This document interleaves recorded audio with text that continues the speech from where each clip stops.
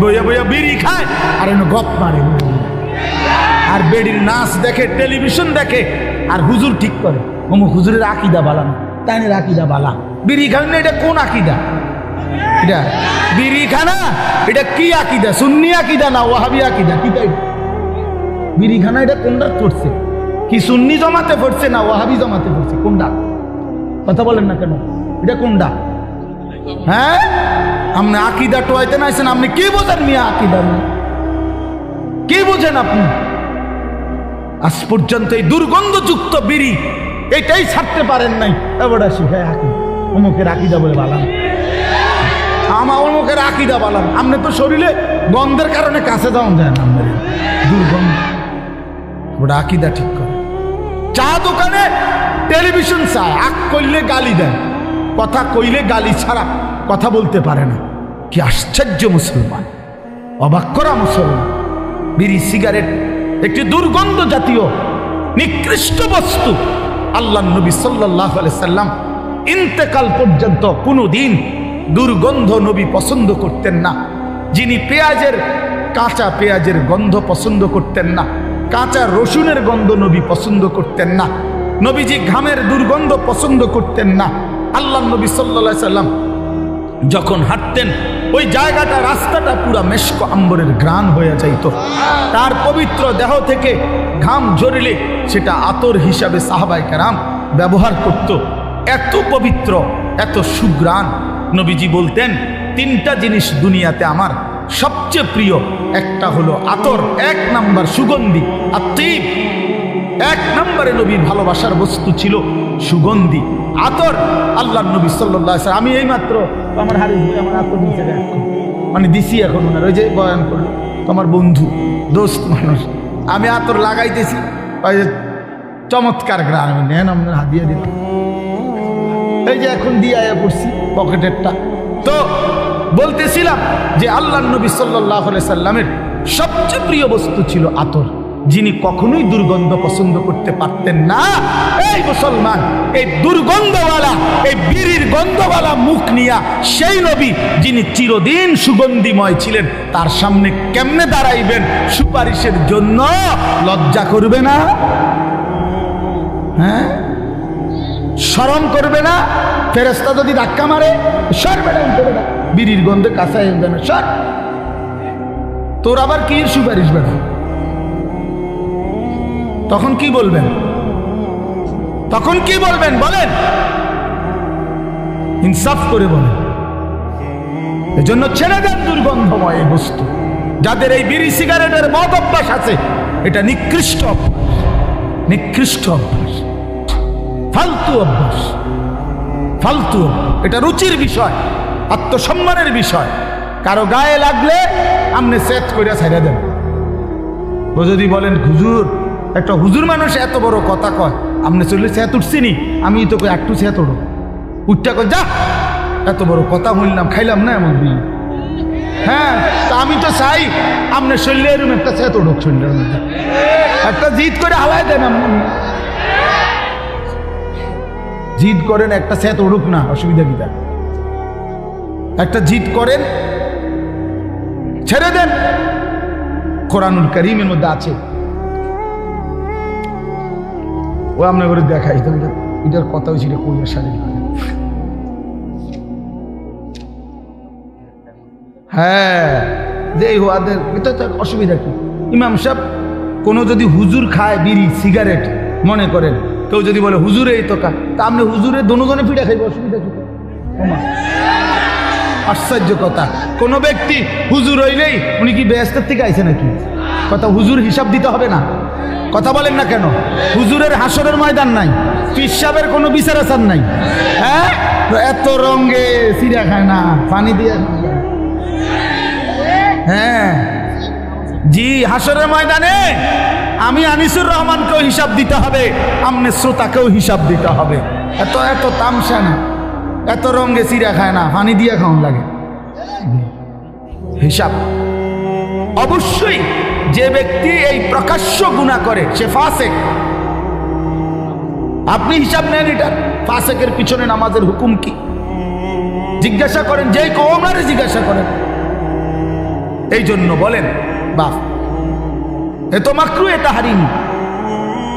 এই জন্য আমি অনুরোধ করছি, এই যে দেখেন আপনি কোরআন শরীফে আছে আল্লাহ তাআলা বলেন জাহান্নামীদের খাবার, জাহান্নামীদের যেই খাবার, এই খাবারের বৈশিষ্ট্য লা ইউসমিনু ওয়ালা ইউগনি মিন জু'।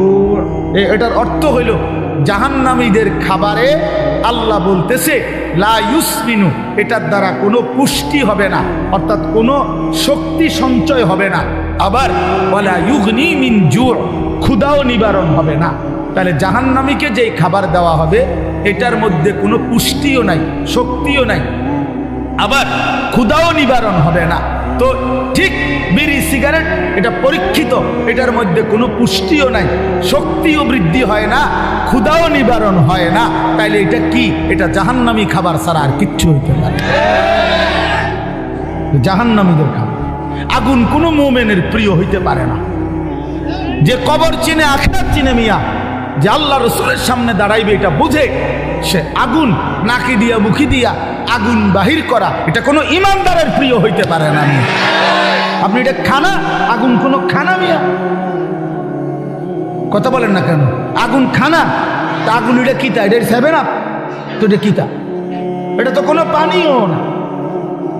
এটা কি আইটেম? একটা কিছু তো হইব, হয় এটা খানা হইব, না এটা ফানি হইব। এটা তো ফানিও না, খানাও না, তো এটা কিতা? এটা কি? এটা ছি ছি ছি, লজ্জা থাকা উচিত, হায়া থাকা উচিত।